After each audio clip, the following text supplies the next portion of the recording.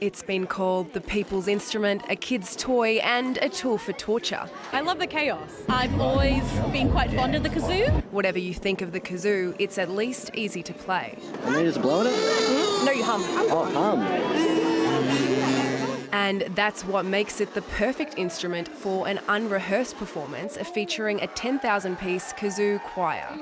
I want to prove that anyone in Melbourne is a musician. It didn't matter whether you were a beginner or a kazoo virtuoso, it was an opportunity to come and participate.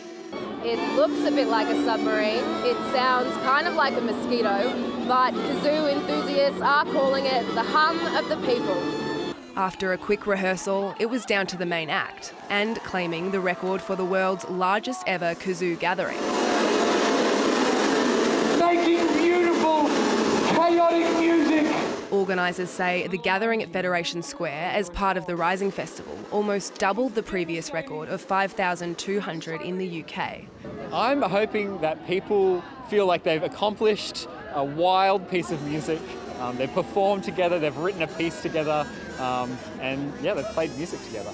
It's music to the ears for organisers, but maybe not for parents. Bridget MacArthur, ABC News, Melbourne.